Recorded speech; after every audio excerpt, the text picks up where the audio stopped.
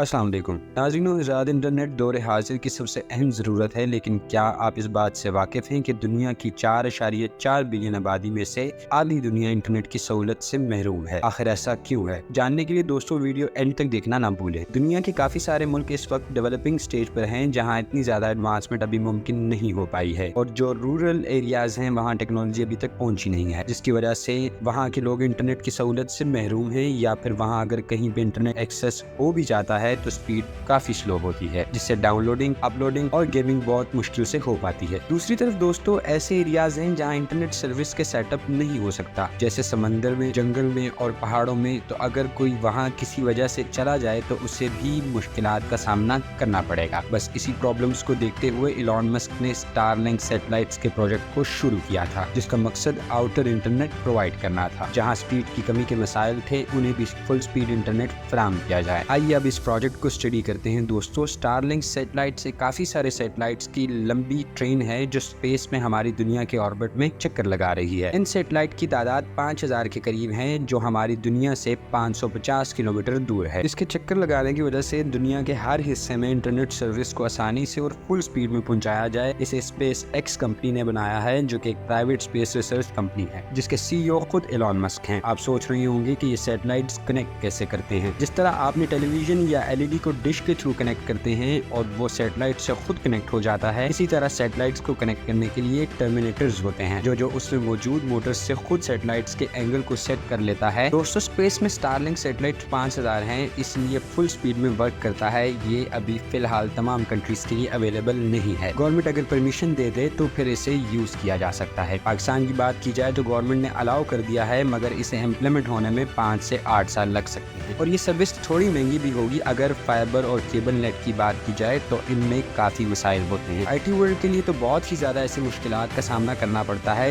लेकिन ऐसी कंपनीज जो IT का काम कर रही हैं, वो इस फुल स्पीड इंटरनेट सर्विस यानी स्टारलिंक सर्विस के पैकेज खरीद कर अपने मसाइल हल कर सकते हैं। मीडिया के मुताबिक अभी काफी कम कंट्रीज के पास स्टारलिंक की एक्सेस है, और रशियन आर्मी इस स्टारलिंक सर्विस को यूज करके अपने लिए आसानियां पैदा कर रही है। अब देखना यह है कि ये फ्यूचर में किस तरह लोगों के काम आ सकता है, या इसे आम लोग अफोर्ड कर पाएंगे या नहीं। मजीद इस तरह की दिलचस्प मालूमात हासिल करने के लिए हमारे चैनल नासा उर्दू को सब्सक्राइब करें, लाइक और शेयर करना मत भूलिएगा। तब तक के लिए अपना ख्याल रखिए। अल्लाह निगहबान।